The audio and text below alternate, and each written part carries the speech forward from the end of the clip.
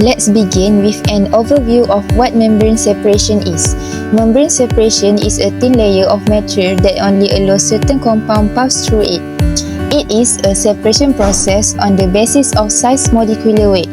The membrane process are an accepted unit operation for a variety of separation in chemical and food industries. The process are driven by pressure, concentration or electric force across the membrane and can be differentiated according to the type of driving force, molecular size or type of operation. Basic unit of membrane separation process is membrane. Membrane are semi-permeable barriers used to separate two phases, permeate and retentate, on the basis of particle size or electric charge. It performs separation by a combination of filtration, purification, sieving and diffusion mechanism. The separation efficiency is usually affected by different processing factors like feed composition, pH, temperature, pressure, feed flow and interaction between feed component and membrane surface. For the principal part, the separation is accomplished with the application of driving force on the solution or the feed to pass through a specific membrane. In membrane separation process, the feed stream is separated into two fractions. The first fraction is feed and permeate. The between of two parts is membrane. So the fraction of permeate is the fraction of feed that permeates through membrane is called permeate. Retentate is mean the fraction of feed stream that is retained over doesn't permeate through membrane is called retentate. Membrane separation used in food industry. First, microfiltration technology. Microfiltration use microporous membranes to remove suspended solids and largest particles from water with pore size ranging from 0.1 to 100 microns. Equipment included stainless steel, fiberglass and plastic filter, elements and bags. And second is nanofiltration technology. So nanofiltration, a membrane technology that removes organics, heavy metals and microorganisms from water for various applications. And third is ultrafiltration technology.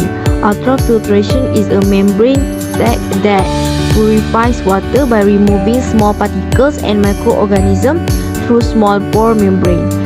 And last is reverse osmosis technology. Reverse osmosis is a membrane technology that removes solids from water by using a semi-permeable membrane with tiny pores. It's commonly used in desalination and wastewater recycling. So there is 5 advantage membrane separation. First is complex instrumentation is not required. Second, membrane separation consistently separates a wide variety of emulsion, surfactants and shelting chemistry in various mixture. And the third is the method does not require constant attention. And fourth is the basic concept is simple to understand. And the last is it requires no specific chemical knowledge. Assalamualaikum, I am Bazila and I will continue with application in food industry. Firstly, microfiltration technique is used in the dairy industry to separate fat, bacteria, spores and somatic cells from milk. One example of MF application is in the production of extended shelf life ESL milk product. ESL milk are products that have been treated in a manner to reduce the microbial count beyond normal pasteurization and have prolonged shelf life under refrigerated conditions. MF is an alternative of heat treatment to reduce bacteria while preserving the taste. It is a non-thermal method of removing bacteria and spores from milk. Secondly, UF is the most used membrane separation technique in the dairy industry. It can remove large molecules and suspended particles like milk protein and also reduce lactose content. UF technologies are used to produce lactose-free milk. The permeate from UF will undergo nanofiltration NF to further separate lactose content and produce lactose-free milk.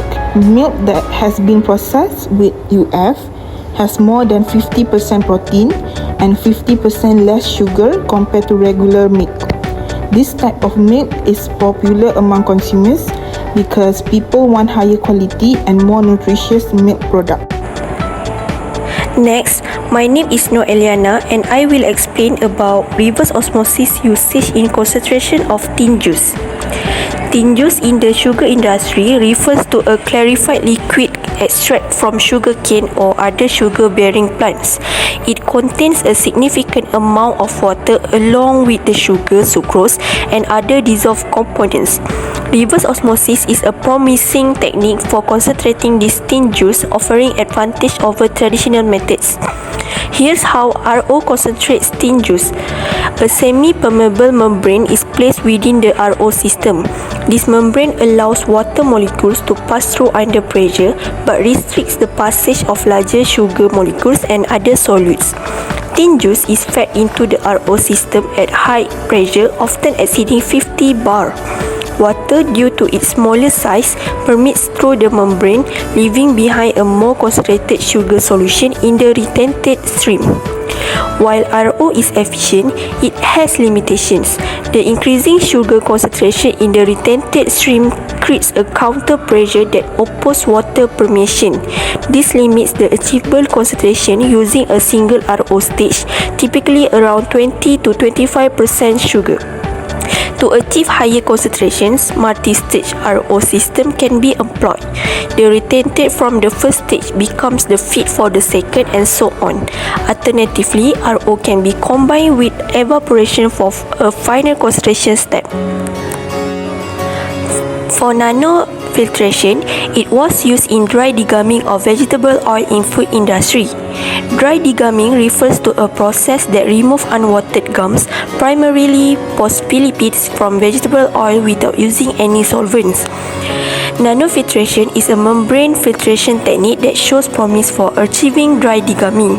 Here's how nanofiltration works for dry degumming. An NF membrane acts as a barrier with selective permeability.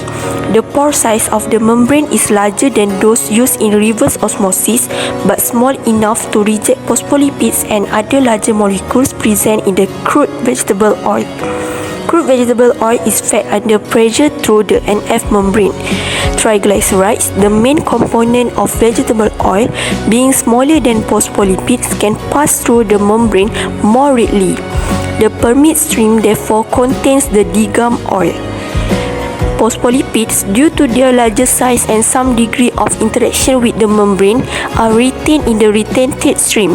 This stream is often a concentrate mixture of phospholipids and other unwanted components.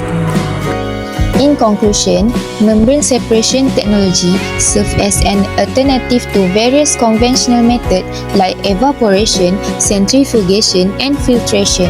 The widespread use of membrane processing over conventional methods is mainly due to several advantages. Firstly is to minimize thermal damage to the product, significant energy saving, and better overall product quality. The application of reverse osmosis and microfiltration in the dairy industry demonstrate the transformative potential of membrane separation technologies. This process not only improves product quality and safety but also offers economic and environmental benefit. As the dairy industry continues to innovate, the adoption of advanced membrane separation technique will likely play a crucial role in meeting consumer demand for high-quality, safe, and nutritious dairy products. Thank you for your attention. We hope this presentation has provided valuable insight into the importance and application of membrane separation in food processing. Bye!